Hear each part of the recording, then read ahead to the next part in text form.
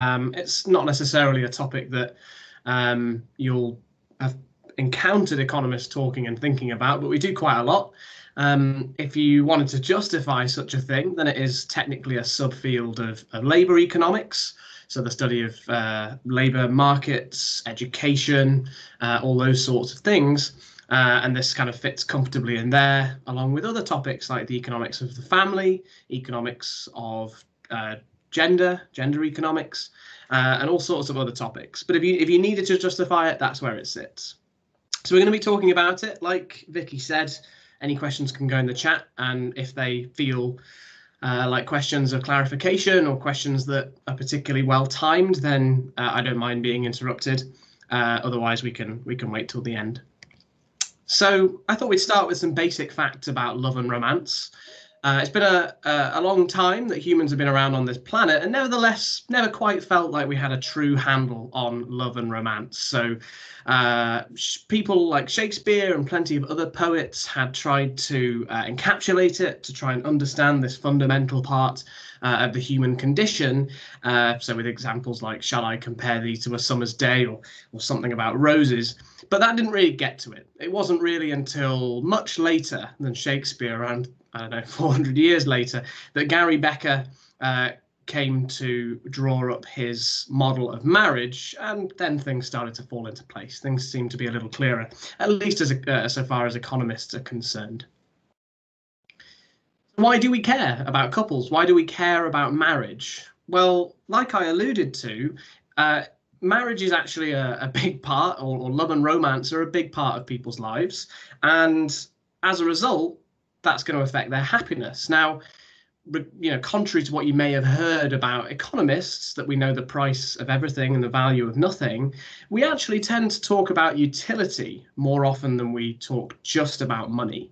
So utility, or as it might otherwise be referred to as happiness, is the fundamental construct in a lot of our models. We look at policies in terms of welfare loss, in terms of what damage they do to utility. We look at even basic things like whether we have monopoly or oligopoly or perfect competition. We evaluate the damage that those things do in terms of welfare or utility loss, in terms of our consumer surpluses or producer surpluses. So we care about happiness, and although it might be fair to say we do tend to value those things in terms of money, and so perhaps that's where the misconception about us only caring about money comes from. But as well as that, if we were only to think about individuals and not think about couples, we would miss an awfully large part of the economy. So if somebody gets a job offer at the other end of the country, they can't just, up sticks, hightail it off up north or down south or wherever and take up that job. They have to think about their partner. They have to think about how their decision enters into it as well. They may need to decide also about where kids are going to go to school and where their partner is going to work if they move, or do they need to, I don't know, find somewhere with particular amenities, or if particularly large numbers of couples are moving to particular areas, then government needs to think about what kind of amenities are going to be provided in particular areas, local or national government. So when you think of it like that, the couple, or the married couple, is a particularly important unit of decision making. So we're not just thinking about individuals, we're thinking about couples. Of course, there's a slightly separate reason as well, which we as economists, slightly dull and sad people as we are, obviously, as you may know, that economics referred to by some as the dismal science, we do kind of just like thinking about markets too. So there is an element of our own utility in this. We like markets, and so we look at them, and the dating market is no exception. The supply and demand for other people, as it were, for a partner, is something that we like to think about. So the place to start when thinking about a topic of love and marriage is, why might people get married? Well, this is where the Becker model that I mentioned a couple of slides ago enters into the discussion. So in 1974, Becker wrote, according to the economic approach, a person decides to marry when the utility expected from marriage exceeds that expected from remaining single or from additional search for a more suitable mate. So we're going to deconstruct that sentence and say that the first part, there are two parts, incidentally, but the first part refers to happiness, that thing that I've already been talking about, utility. So if you are going to be happier in a couple than you would be on your own, then you'll get married. Of course, that's not going to be true for everybody. There will be people who like to be on their own, but broadly speaking, assuming, of course, that we can predict how happy we will be in a marriage versus how happy we will be on our own, that seems like a reasonable kind of statement. But the second bit is actually important too, and kind of emphasizes an economic slant or a kind of economic logic on the idea of marriage. So the second part of that is from additional search for a more suitable mate. So what that kind of says is that people settle, that you could carry on searching and searching. You could keep looking for the absolutely perfect person, but first you may not find them. And secondly, that's going to get fairly tedious eventually, the longer it goes on. And so at some point, you will settle for the person that you happen to find most appealing at that time. Now, that's not necessarily settling in a negative way, but you know, there's part of the logic that suggests at some point you stopped hunting, at some point you stopped searching for somebody else. And so, yeah, you settle. So like I've written there, a great partner makes us happy, but searching for a partner takes effort. Every minute looking for a partner is a minute you can't spend doing something else. So that may sound familiar, that kind of reasoning. If you've taken A-level economics, that is a kind of opportunity cost. Every minute spent hunting for a date is a minute not spent, I don't know. For some reason I wanted to say gardening or bread baking. That feels like it both ages me many more years than I have and shows what lockdown has done to me. But yeah, you can't spend time baking bread. You can't spend time watching films. You can't spend time painting Warhammer models. Games Workshop shares doing very well throughout the lockdown, etc. So yeah, that's the kind of reasoning that we apply to it. So that can be formalized a little more. I'm not going to go into this really, but if you want to apply a model to it, there's a bunch of different ways you could do that based on the information that I've given you, but I've done it this way. So essentially what we said, starting in this first point here, is do what makes you happy. So this is the market for people who are looking for a partner. They've kind of made the judgment that they will be happier with a partner than without one. Now, happiness depends on finding a really good partner, so that you need you'll return some benefit from hunting. So you start hunting. Maybe you'll look online, carefully, of course, if you'd like the physical date that you meet to match the preconception you had of what they were going to be. You might use community notice boards, attach pictures of yourself to lampposts in the local area, next to lost cats or whatever. Maybe you would entitle it Lost Love, and you would that would be how you went about starting to hunt. But hunting takes time. So as time goes on, you have the green line, and the y-axis is time spent searching. The x-axis is a kind of the value of time, and that's why I've just got a dollar sign. Not sure why I didn't put a pound sign, but there you are. So as the green line goes up, that's the search cost. So that's both the actual cost of, I don't know, having to pay for films that you may or may not have watched if you weren't going on a date, or buy meals or whatever else. But it also includes the opportunity cost of time. So that's the cost of not being able to bake some bread or go to the garden or something. The red line is the benefit of finding a partner. And so you might assume that the particularly appealing people are snatched early on, if we're assuming that you're just looking in your own age cohort rather than the full spectrum of available people. And so in that sense, the benefit would be higher earlier on. But as time goes on, you've got less time to spend with that person. So the benefit of finding them, if you only find them when you reach 85 and you've got some pretty serious medical issues, there might not be as much of a benefit to having found them as there would have been before. So that's why the red line is going down, and the green line, because we said cost was increasing as time goes by, is going up. And the point at which they cross is the kind of best point at which to find a match. That's the point at which you should settle, in some sense. Obviously, you may prefer to match before that, and you'll have your benefit from finding a partner will be much greater than the cost. But once the cost exceeds the benefit, there's not necessarily a point to finding a partner, and you should stay single. So that's one way of thinking about it. To be honest, it was slightly forced in some sense, just a way to kind of explain the model in a different way. But now let's start thinking about actual evidence for all of these things. So this is some survey evidence about what people want in a partner. So on the left, you've got women and what they want in a partner. Doesn't specify that it's a man, it's just whoever their romantic partner is. And that's a good point, I guess, that although we're talking about marriage and 90+% of marriages are heterosexual marriages, our theory can apply easily to people of different genders with different sexual preferences. So on the left, we have women, starting with Swedish women. They are ranked by the biggest choice, as it were, and that's then going down to British women, who are much lower. But that darker green bar is personality. Essentially, 73% of Swedish women say personality is the most important thing in a romantic partner. You look at Swedish men, slightly lower at 62%. If you go all the way down to British men and women, they agree. Around half of them think that personality is the most important thing in finding a romantic partner. But we can see some differences in values.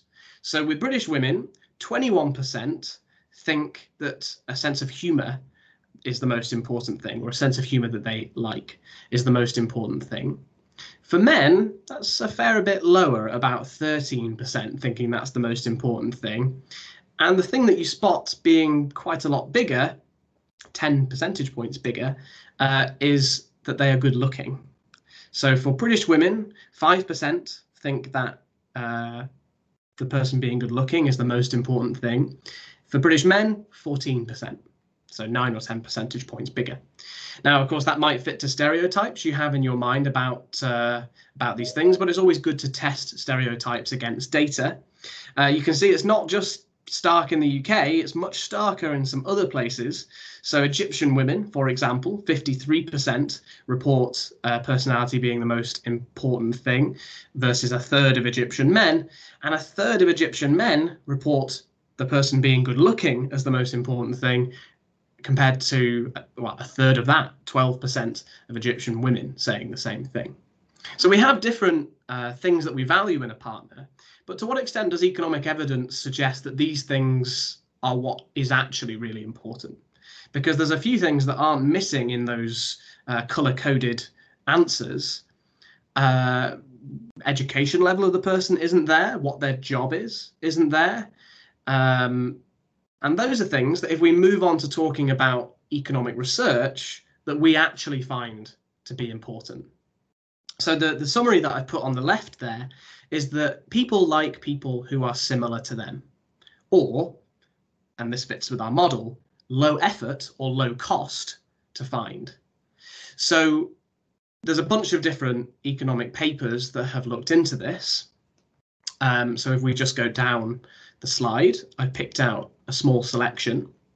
So one place where people find a partner is work, in their occupation.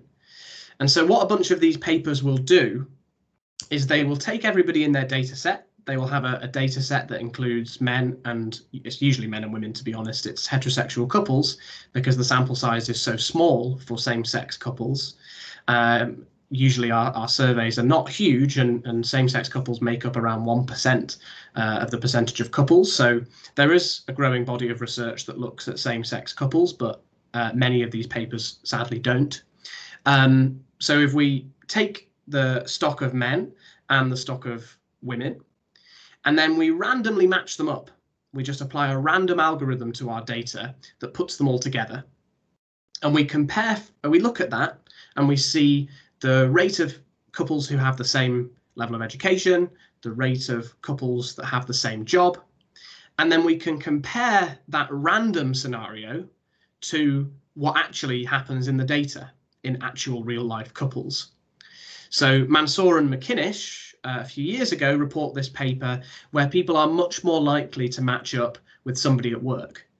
And this is consistent, they find, through some slightly more technical analysis that perhaps don't need to go into. They find essentially that seems to be consistent with people's preferences for somebody being nearby. So essentially the cost of finding someone at work is lower than having to get in late at night, boot up your computer or your phone and go on a dating site, or go out onto the street scouring for potential dates, or standing at a bar and offering to buy any stranger who comes up a drink. It's easier just to find somebody at work. The second section there is school or uni or college. What I mean is education. Now it's tricky to do research on them being in the same institution, because that kind of information tends to be really restrictive. There is a version of the Labour Force Survey, which is an Office for National Statistics data set that contains information on whether people went to the same university, but it's a hassle to get hold of, speaking from personal experience, and nobody has currently used it to look at whether people marry people who went to the same university. But what people can do quite easily in data sets is look at whether people study the same thing. Do they study the same topic? And so what that paper there from Bikakova and Juraja, I'm sure I've completely butchered their names in pronunciation, they find that compared to that random matchup of couples, people are much more likely to have the same degree topic even, as well as the same level of education, but even the same degree topic as their as their actual partner. Of course, it's possible that people are a little less picky, and it's just important that their potential partner is alive. So this paper by Abramitsky, Delabande and Vasconcelos from 2011 looks at marriages in France after the First World War. So they have data from marriage certificates. Luckily for an awful long time, humans have recorded three things: births, deaths and marriages. And so they use information from those marriage certificates, which includes the man and the woman's occupation, to see, comparing before and after the war, whether the structure of the marriage market was different after the First World War to before. So they find after the First World War, where an awful lot of men died, a lot of women too, of course, as conflict ravaged parts of northern and eastern France in particular, but fewer women died than men died. So you have a big shock to the supply of men. And so the men who were left have a larger supply of women to choose from, essentially. Now, you may think I'm being controversial. You may think that statement that I made is silly, but then the data kind of backs it up. So men from after the First World War who got married afterwards, compared to those who got married before, were much more likely to marry up. They were likely to be in a lower level, however you define that, occupation than the occupation of their partner's father. So for women, because they were much more likely not to be working at this time in history, they used the occupation of the woman's father, which was also recorded, very luckily for these authors. So yeah, they basically find that men are able to make better matches, but they also find from births data of the time that there was an increase in the number of out-of-wedlock births. Shock horror at a time like this, but essentially when there's a large number of women, it's easier for men to play away as well. They can cheat more easily on their partner. Now, again, you might not like the sound of it. You might not think it's rational or sensible or even very nice, but our data seems to back it up. It seems to suggest that when there's a greater supply of women relative to a smaller supply of men, men are able to get better matches. They marry up. The woman who they've matched with is essentially marrying down, and they can cheat more easily. So what if their current woman dumps them or gets cross at them for cheating? There's a huge supply of other women to find. So yeah, pretty unpleasant, but it's what seemed to happen. Of course, in the modern era, it's much more common to find people online. And so this dating website from South Korea, analysis of that showed that people found partners with similar education and age, but that geography, where they lived and what they did for a job, didn't matter. So this suggests comparing that bottom finding to the top one, the online finding to the work finding. This suggests that when you have more options, when you lower the effort of finding people by different means, people aren't as fussed about someone doing the same job as them. And that's kind of interesting. So it really does show how costs and benefits come into our evaluations.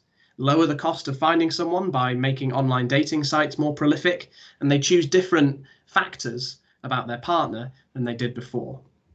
Of course, those actually come from different time points, but it's a detail. Now, that Abramitsky paper, the paper about the First World War, has some implications for the marriage market, and particularly, unfortunately, in the modern era, for women. So one of the most important findings, one of the most important dimensions of how couples match is education. It's really common for people with degrees to match with people with degrees. It's really common for people with GCSE level qualification and no more match with people who are the same. What this means, and this is John Berger's book from the US, is that if you have an imbalance in the number of people who are pursuing particular educational routes, then that makes a pretty stark or tricky picture for the gender or sex that has more people following a particular route. So in the US, this is particularly true of women when it comes to college degrees, as they somewhat frustratingly call them. So when women go to get educated, they're more likely to get a university level qualification than men. Originally, he thought this might just be the case in US cities, so he expanded his analysis to look at rural areas, and it was true pretty much everywhere. Women go to get degrees more often, men get lower levels of education. Now, if you're wondering why this might be, there has been some speculation that discrimination is the reason. So women face a gender gap, a pay gap. We can talk about it if you're a skeptic of the pay gap, but generally, serious, well-considered evidence consistently shows a pay gap between men and women based on discrimination.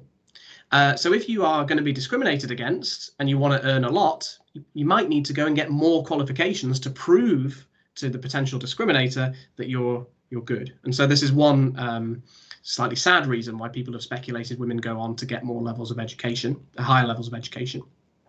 But it nevertheless is true in the UK too. So gender gap in UK degree subjects doubles. So women outnumber men in 112 of 180 degree subjects, and particularly among poorer backgrounds. And almost 100,000 more women than men are applying to UK universities as the gender gap grows. That's from a couple of years ago. So that's a problem for women. If you want to find a man who is likely to, a man who has a degree like you do, the supply of them is smaller than the supply of women. And what this unfortunately leads to, in some slightly more anecdotal evidence, is that same kind of finding as the Abramitsky finding. It tends to show that men are more likely to cheat, essentially. And maybe that's in their nature, or perhaps it's a supply and demand issue. Of course, the problem gets even deeper in the sense that women are less likely to take STEM subjects than men. So if that paper I showed you on the previous slide is true, where people don't just match with people who have the same level of education as they do, but specifically on the degree topic, well, that's tricky for men and women again to match up, because the distribution of men and women on different courses is not 50-50. So if you want to find someone with exactly the same interests as you, it's tricky. And particularly so in cases of computer science and engineering, where only around 20% of people taking those courses are women. So that's from a group called STEM Women, as some evidence from them. So that's how people match up. But let's assume people have matched up. What happens then? Well, in Becker's model, he also talks about this. We then need to decide who will work and who will stay at home and do the chores. So his model, in a very simplistic form, predicts that whoever has a comparative advantage in earnings should go out to work. So if you've done A-level economics, you'll have looked at Ricardo's comparative advantage in trade, or at least I think you will have done. And you find that if you have England and Portugal making wine and cloth, whoever is relatively better at making wine should make wine, and whoever is relatively better at cloth should make cloth. Well, this is true here. Whoever's comparatively better at earning should earn, and whoever is comparatively better at chores should do chores. Now, in reality, that kind of leads, unless you're a very nice, magnanimous sort of person, that generally leads to the person who's earning the money calling the shots, in some sense. If consumption decisions are to be made, the person who earns the money may feel they have a bigger shout in what that money is used for. Hopefully not. In a good, healthy relationship, probably not. But also humans are kind of rotters, so I think this probably is kind of happening. But if that's true, if we want to think about the model and go a little bit more complicated for a second, that entire allocation of somebody going to work and somebody doing the household chores is kind of predetermined. If we use backward induction in a game theory type setting, that is determined by the decision you made before it. That is determined by the person you picked out as a partner. So you pick a higher earning partner than you, you'll end up at home and they'll end up going to work in this really simple model. So why, if you don't want to be at home, would you choose a partner with with a higher earning potential than you? You wouldn't. You'd look for someone lower. But of course, the person who has lower earning potential than you wouldn't want to marry you as the person who has higher earnings potential. And so we might end up with a situation in which no marriages happen if the Becker model is to be interpreted in its very simple form and in a literal sense. We know, though, that highly educated people tend to choose highly educated people, so this model is not exactly accurate. One thing it does do, though, is predict well in some senses. So men are more likely to go out to work, women are more likely to stay and be the homemaker. That's much less likely to be the case nowadays, but does still happen if you look at the data. This model might predict it. If men, because of discrimination, are more likely to be paid more than women, then the man should be the one going out to work. Of course, the whole reason for why men are the ones who go out to work and women not being the ones who stay at home could entirely be discrimination. But it's also possible that Becker's model has something to say. And of course, I've said that at the bottom, maybe we should just share and share alike. But that's just me. Okay, so let's look at how this actually happens when we think about the empirical nature of this issue. So during COVID-19, we've seen some interesting things happen. And actually, I've done this slide twice and thought I deleted the first one. So in COVID-19, we have seen more women lose their jobs than men or be furloughed. More women be furloughed than men. So the black or grey bars there show that. So for mothers, you have more of them being furloughed or laid off than fathers. And this tends to be because women are more likely to work in the so-called social sector or hospitality. And that's according to the IMF. But what we can also do is we can then look at what happens inside the home. So this is from a paper called Andrew et al. It's not me, that is a surname. It's not a shameless piece of self-citation. What you can see there is the actual time use throughout the day of mothers and fathers. So the dark green line is fathers, the light green line is mothers, and you can see that fathers are more likely to do paid work, mothers more likely to do housework, and mothers more likely to do childcare.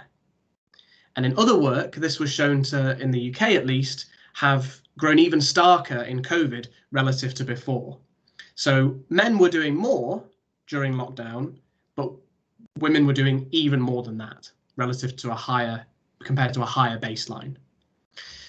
So things aren't looking great for the whole gender division thing, although if it's a case of specialization, maybe the Becker model isn't too far from being correct. Now, this isn't true everywhere, at least not in every aspect. In Italy, there was a paper published recently that suggested that homeschooling was split almost equally between mum and dad, but mothers still did housework. So they have to split the schooling equally with the dad and then do all the cleaning. So yeah, not great for women. So we've got married now and we're deciding various different things. This slightly tongue-in-cheek slide asks what makes for a happy marriage. So this paper by Bertrand, Kamenika and Pan explores something called the breadwinner norm. So the breadwinner norm is the idea that the man goes out to work and the woman either doesn't or doesn't have to have quite as high paying a job. She doesn't have to be the main earner. So these authors, and they're all women incidentally, wanted to test whether that was true, whether this norm did exist. So what the chart shows along the x-axis, I'm not sure if you can see my mouse, but along the x-axis, you have the share of household income that is earned by the wife. So if it's 50% with the vertical line, that means that the husband and the wife earn equal shares. If it's 0.3 on the x-axis, that means that the wife only earns 30% of the household income and the husband earns 70% of household income. So what you can see, and the x-axis is the fraction of couples that is true for, you can see that there are many more couples on the left of that vertical line. There are many more couples where the wife earns less than her husband.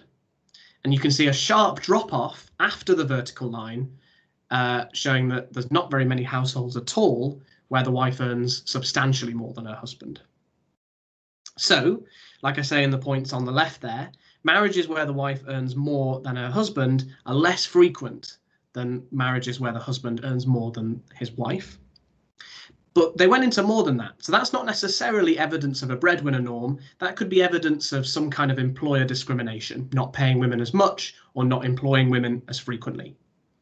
So what the authors do is they look at how happy these marriages are, looking at survey data that they have where the couples are asked. And they find that couples where the wife earns more than her husband are more likely to be unhappy marriages. They are also more likely to get divorced. So that is suggestive of the breadwinner norm. It's not 100% confirming it, but it suggests that those couples where the husband is out-earned by his wife, he feels emasculated or is kind of cross about that, they're more likely to argue, more likely to be unhappy, more likely to divorce. And it was 7% more likely to divorce, so quite a lot more likely. And they go further and they look at the time use, a little bit like that paper I showed you on the previous slide. In marriages where the wife earns more, she does more time doing chores. So the authors suggest this might be to make her husband feel better, to like, oh, don't worry, I know you feel emasculated, but I'll do these chores. Or it could simply be he's cross that he doesn't earn as much. He's a bit of a dick, and he just refuses to do it. So she has to do it. So all of this evidence kind of comes together to suggest that the breadwinner norm does happen. So this is in the in the US. I personally have tried to replicate these pictures in the UK, and they do replicate. You see the same distribution of earnings and the same unhappiness as a result of being out-earned, if the wife out-earns the man. Another controversial thing, so one thing was, one way to have a happy marriage, it seems, was for your wife not to out-earn you if you're a man, and for you not to out-earn your husband if you're a woman. There's also evidence to suggest that you're going to be less happy if you have a daughter. Now, I'm trying to be controversial here and show you interesting pieces of economics research, but this has been observed a lot. So this is something that has not just been seen in this paper I'm showing you here. It's been shown in multiple different countries. It's been shown in multiple different studies. And there was always an assumption in those works that it was some kind of parental or father preference for a son. So the dad wanted a son, he gets a daughter, he disappears. This paper actually suggests that's not it. This paper looks at the age that the child is when the parents divorce and finds that the rates of divorce among couples who have sons versus couples who have daughters are pretty much the same up until the daughter reaches age 13. So at that point, and between 13 and 18, parents who have daughters are 5% more likely to divorce than a couple who have a son, sorry. Now, this is evidence that it's not just a father wanting a son, because why would he wait 13 to 18 years to disappear if he really wanted a son? What it appears to be, and they look into survey data on this, where parents are asked about their gender attitudes, it seems to be that parents who have daughters disagree more often on how to raise their daughter than parents who have sons disagree on how to raise their son. So it seems that gender attitudes make raising a daughter more contentious an issue among parents than raising a son. So I think that's pretty interesting.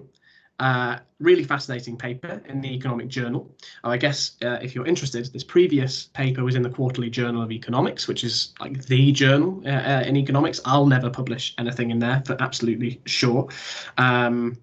It's yeah, really high-powered journal, but so is this one. So the Economic Journal is a British-based journal, and it's very well respected too.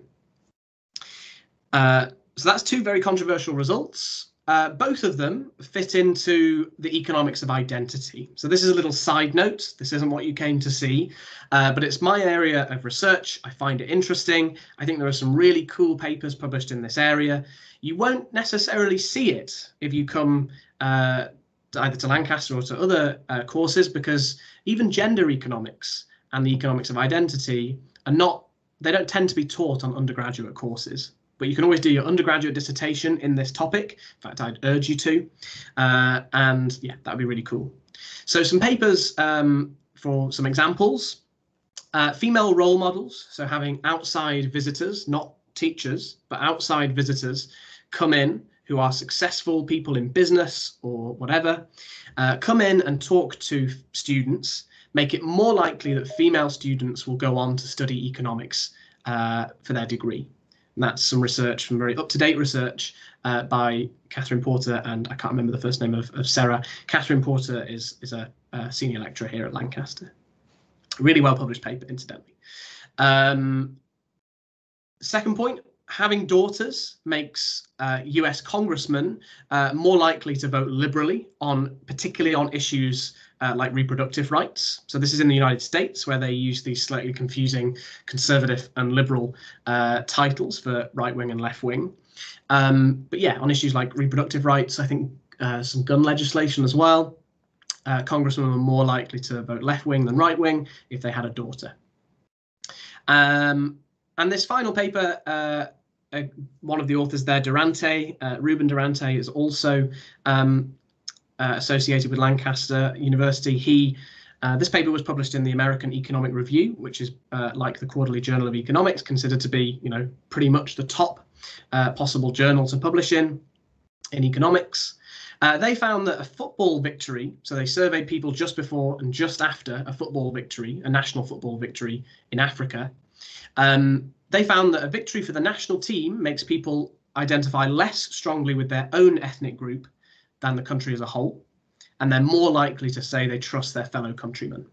And I think there were implications in the paper for conflict as well. So conflict events were less likely to happen in the days after a national victory. So this shows how the economics of identity is an important area. It sounds like an externality, right? If somebody has a particular identity and you do something like not maintaining your garden or smoking near them, you don't just have the externality of your garden being ugly next to their garden or them having to breathe in cigarette smoke. There might also be an externality associated with how they see themselves. If their parent perhaps died of lung cancer, they may be viciously against people smoking near them. Or if, I don't know, their garden lost out in a best garden in the village award because their neighbours looked untidy, then maybe that's true too. By the same token, women interpret things differently to men, it seems. In this paper about female role models, boys were no more likely to go on to study economics, but girls were. So particular actions, in this case a role model coming into the classroom, had a different effect for females to males. So the economics of identity, apart from just, instead of just being a side concern in economics, actually seems to be a fundamental part of it. When you talk about spillover effects or externalities, identity matters. So finally, unfortunately, not all marriages go on forever into the sunset. Quite a lot of marriages end. And you can see that. So on the chart there, the green line that is higher is marriages, number of marriages. And the blue line is divorces. And you can see that divorces are going up and marriages are going down. Now, divorces are falling in later years in that chart, but not as a proportion of marriages. They're falling because fewer people are getting married, so there are fewer people to divorce. Of course, there might be a reason for divorces going up overall, which we can talk about in a minute. But if marriages are happening less often, does this mean that these concepts, all these papers I've shown you to do with the economics of marriage, are out of date? Does it mean that the concept is misplaced or inaccurate somehow? So most of our theories you would think applied to non-married couples as well, just any couple that gets together. But there are differences if you look in the data. Married couples tend to be happier than those couples who are not married and just living together. Stutzer and Frey look into this. They ask the question, does marriage make you happy, or do happier people get married? And they find evidence for the latter. They find that people who were happy in, say, 2006 and then went on to get married were already happier in 2006 than people who didn't go on to get married. Now, what that kind of suggests is maybe a slight disagreement with the Becker model from earlier on, because that implied that single people would be happy and people in couples would be happier, but it doesn't seem like not happier. Sorry, they would be happy if they wanted to get married. Single people, sorry, would be happy if they didn't want to get married. But this throws some slight disagreement at that, in the sense that it seems like people who are happier in general go on to get married. People who stay in couples tend to be less happy, and the act of doing either one of them doesn't make you happier per se. So that means maybe we have to think about our models a little bit. What it does show, though, in terms of divorce, is that that's kind of inside the theory. So if you are less happy in your marriage than you think you would be outside the marriage, you get divorced. What the model doesn't say is why that's been going up. Why have people been getting divorced more frequently? Well, not more frequently. It's not like you get divorced every week or 3 times a week, but why more people are getting divorced. So there are reasons why divorce might have gone up. You can see on the chart there that the Divorce Reform Act came in 1971. This made it easier to get divorced. So that's one reason, legislation. The second is female empowerment. So the gender gap in wages, although it still exists, has been shrinking. And this means that, and women have been more likely to work. These two things mean that a woman can be more likely to afford to be able to leave her husband. She doesn't need him to provide food or whatever. And so this means that if he's rubbish, if he's naff as a husband, you can leave. You're not trapped in that relationship. The second thing is the remarriage market. So as more people divorce, there are more people looking around for other people to marry again, perhaps. They may find that people who have never been married don't find them quite as appealing as a prospect because, what went wrong the first time? I don't really want to get involved with this guy. Not always true, but some people feel that. And so you have quite a big remarriage market where divorcees shack up and get married. And the final thing, another legislation thing that we've just had passed this year, right, is no-fault divorce. So you can now get divorced without cause. You don't have to claim that there's emotional distress. You don't have to claim that there's some kind of they've been unfaithful to you. You can just say you would like a divorce, and that's a change that has happened recently, and I guess we'll see the effects of soon. So that's everything. We went through why people get married, what happens when they do get married, what might cause their marriage to end. That's kind of the full cycle. And then in terms of the remarriage market, finding somebody else. So if there are any questions, I'm happy to take those now. And hopefully you found the presentation interesting.